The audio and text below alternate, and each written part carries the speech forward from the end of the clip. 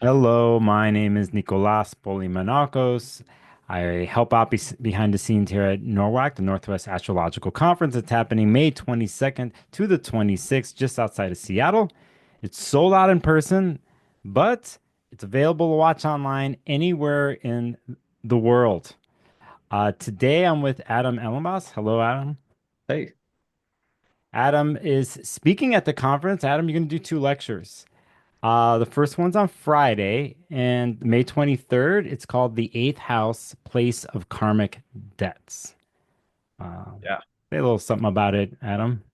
Yeah, first of all, I'm really glad to be back. NORWAC is an awesome experience and top-notch talks.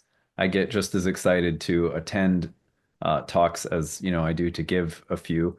I've been to NORWAC, I think it's my third or fourth time or something like that. And so if you can't make it in person, being there online, I highly recommend because it's just some of the best talks you'll hear. But that aside, the eighth house talk I'm giving, yeah, I'm really excited about. There's a long history of the house being associated with death, one of the more ominous like eighth house associations. Um, but when I was in India several years ago at a conference where Indian and Western astrologers were meeting and discussing craft, I heard an Indian astrologer talk about the connection with the eighth house and this philosophical idea of moksha in Indian philosophy, which means liberation, uh, or like enlightenment.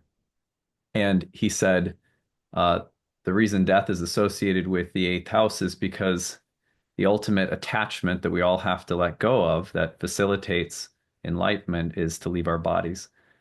And he then went on to talk about the topic of moksha in the eighth house in terms of relinquishment of attachments, and that a lot of the toughest attachments that we have to look at and sometimes release will be found in the eighth house. So that started a journey for me of exploration with the eighth house in both my client practice, obviously, but also in doing a lot more research in my own field of interest in Hellenistic astrology. And so I'm really excited to bring a kind of unique flavor to a house that, I feel like people are always curious to learn more about. Yeah, it's eighth house. There's several houses there. That's like the eighth. The 12th is like this Yeah, too, right? It's like that. And it's interesting to see the other perspective from the Eastern view, dealing with looking at things in such a bigger way, a multi-layered way. So know that in one sense there's an acceptance of death, and with that, it's because of this, a certain type of liberation. As in, I think sometimes in Western culture, there's the fear of this. And right.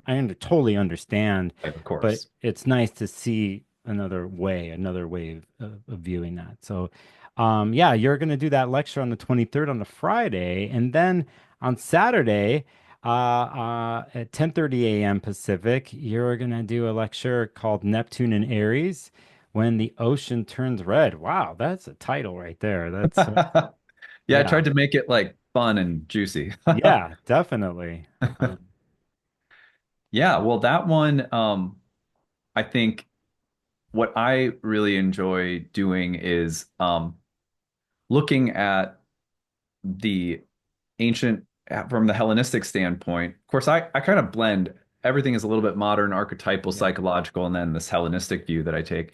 But I really like looking at outer planets as they move through signs in terms of the backdrop philosophically that led Hellenistic astrologers to assign planetary rulers to the signs. So, for example, with Aries, when we look at Neptune and Aries, what does it mean for Neptune, which has its own unique realm of archetypal meanings and significations, to express itself through the temple that was considered the exaltation of the sun and the home of Mars?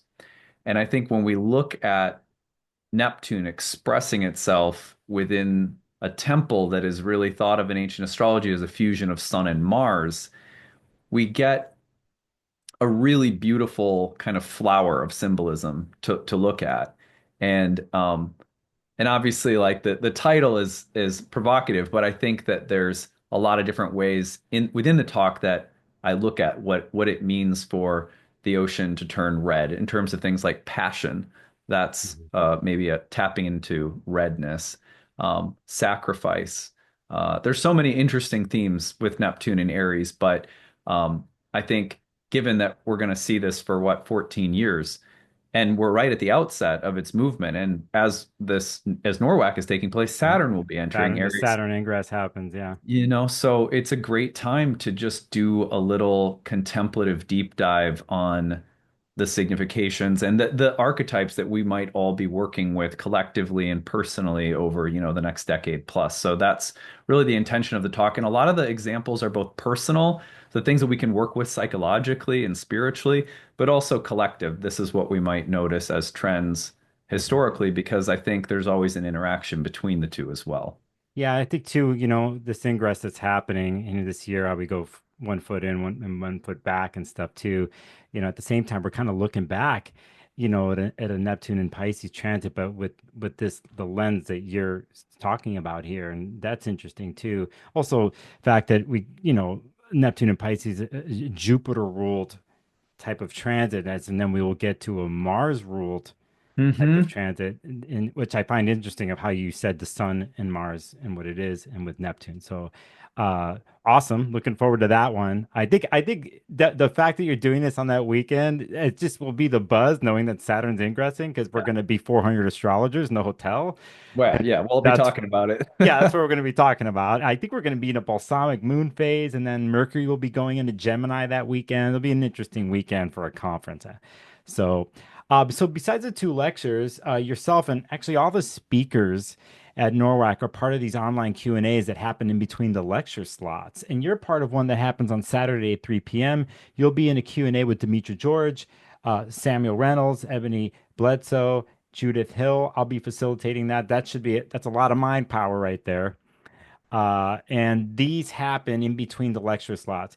If you're someone out there watching this, you're thinking about attending online, besides the 3 days of lectures, which, by the way, if you purchase, you have 2 weeks after the conference to watch all the lectures.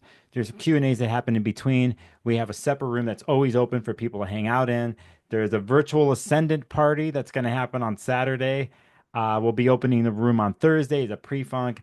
As some people know, last year I was bringing in people randomly into the stream, other astrologers.